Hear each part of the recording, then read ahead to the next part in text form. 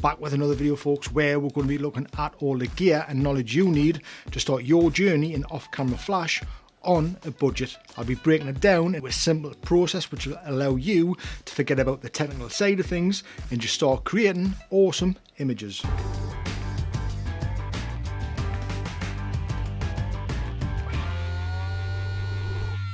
So you're interested in getting into off-camera flash, but you don't know where to start.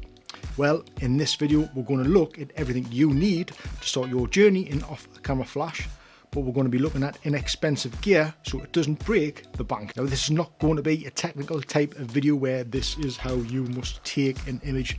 This is going to be more of a, this is how you can create awesome looking images. So if you want to look into the technical side of things, save that for a rainy day or a day when you're rather bored.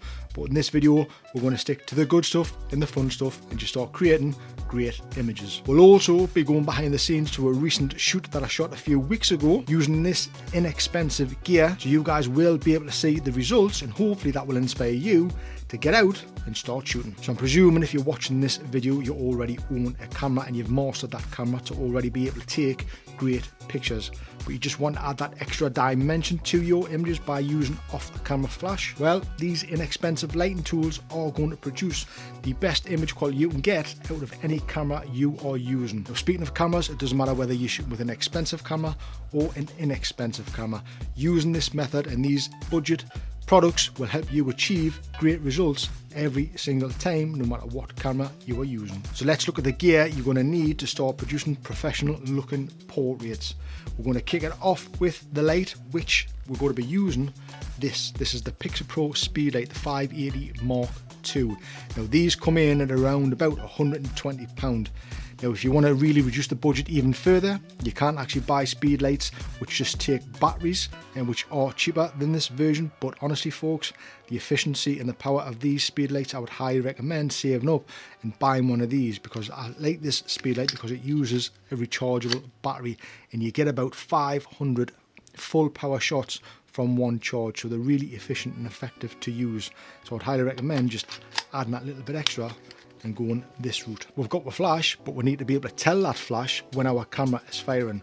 So to do that, we need a flash trigger, and the flash trigger we're using is the ST3 from Pixel Pro. And what this is going to do, this is going to sit on top of our camera, and this is when we press the shutter button, it's going to tell the flash that we're taking a picture, and that's going to fire at the same time.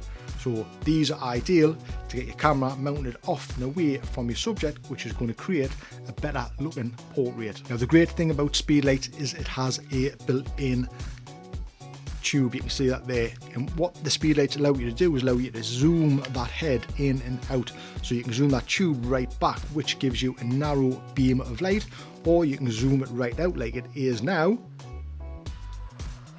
and that gives you a wider spread of light. And that's the way we're going to be leaving it for this shoot, so that's going to fill our modifier, creating a softer light to our portrait. So now we have our flash and our trigger. We need to be able to mount this flash to a light stand, and we do that by using one of these. These are a really great tool as well, sitting in at around about £20 to £25.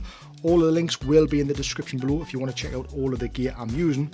But this is a great versatile mount, one that I love using, because not only can you light your speed lights, you can mount other lights to these as well, but they accept bones mounts, which means that once you've exhausted the modifier that we're going to be using, which is the umbrella, a shoot through umbrella, and you feel like you're ready to move on to the next modifier to try and create different lighting patterns and different lighting shapes, or just modify the light differently, this is going to allow you to add those bone mounts to your speed light, so you can continue just changing and evolving your shooting capabilities just using this one bracket. So we're also going to need a light stand to obviously mount our light to, because we want to get our light high above our model and pointing down around about a 45-degree angle gives the better results. Now I would highly recommend using an air cushion light stand for this type of situation, but just remember, always weight your light stand down if you're out and about. We're going to be using a shoot through umbrella as well light modifier. Now the wind can catch these quite easily, so you need to make sure you're weighting down your light stand. And as you can see in the video, I'm just using my camera bag and I'm attaching that to the light stand, and that's keeping it nice and firm on the floor, and it's not going to go anywhere. So just be wary of that. Always weight your light stand down. So like I said, we're going to be using a shoot through umbrella. This is just a cheap white shoot through umbrella, and this is actually a relatively small umbrella. You can get a lot larger umbrellas which will give you a softer overall light because it's a bigger modifier, and it's going to diffuse that light even wider to your subject. But for this shoot, we're just using small, inexpensive, I think these are about £20 as well, so really inexpensive way to get into portrait photography. So once we've mounted our flash into the light bracket, attach that bracket to the light stand, attach the trigger to the camera, we're almost ready to shoot. Now I know that's a lot to take in, but don't worry, we're going to be getting to the fun part. It's coming right up. So by now you'll probably be asking, well, great, I've got all the gear, I've got it all set up, how do I get the correct exposure on my subject? Well, that's a great rule of thumb, and one that I go by all the time. If it is too dark, turn the brightness up, and if it's too light, turn the brightness down. And that really is the simplest rule of thumb you can follow, and one that will get you really far. Honestly, it's so simple, but it's just easy. Take away the technicalities of it all. That's how simple it is, folks. If it's too bright, turn it down. If it's too dark, turn it up. But now you might be thinking, well, how do I get the environment I'm shooting in looking the way I want? Well, by simply using that same rule of thumb. If it's too dark, brighten it up, and if it's too light, darken it down. Simply by using your shutter speed to get the background looking the exact way you want. Now remember, there's no right or wrong way to do this, folks. It all comes down to taste. So say, for instance, you want some sort of lifestyle portrait, you want everything a little bit brighter, so you just lighten everything up a little bit more. And if you want to create a dark, moody portrait, just darken it down. It really is super straightforward, folks. Just keep to these straightforward rules and it'll keep the process nice and easy. Remember to check your flash sync speed also, and try not to go past that unless your speed light and trigger allows you to. This speed light and this trigger allows me to do that, but I tend not to shoot in high speed sync because it reduces the power output of your flash. It's great, it is handy, that's a whole other video, high speed sync, but I tend to keep it just under my flash sync speed to get the most out, the most power out of the speed light. So just remember that, folks. Now I always recommend also keeping your ISO low as possible. I always keep mine down to around about 100 to give me the cleanest possible image. So again, just concentrate on the shutter to control the ambient exposure the way you want it to look in the camera. Now I have everything all set up, we have our camera settings dialed in, and we're ready to shoot. Just remember that basic rule of thumb, folks. If it's too dark, turn the power up, and if it's too bright, turn the power down. Now you can control this speed light by simply adjusting the power setting on the back of this trigger, and that will adjust it on the speed light. No need to keep walking to the speed light to adjust the power settings.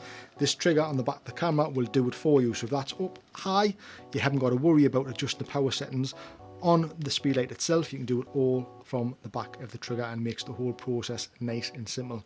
So again, if it's too dark on your subject, turn the power up, and if it's too bright, turn the power down until you get it looking the way you want it to look. And remember, there's no right or wrong way, folks. It's all down to taste.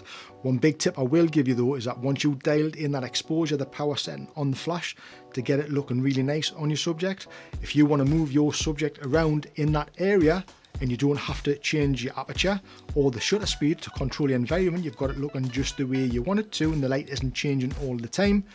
Remember, this rule of thumb also is keep the light and the subject at the same distance all the time when you're moving them. That way you'll get a consistent exposure all the time, and there'll be no need to adjust the power setting on the flash. I would highly recommend working this setup, this inexpensive budget setup, until you cannot work it anymore, until you are bored of the look of the images that you are getting, or you want to try changing up the lighting on your subject.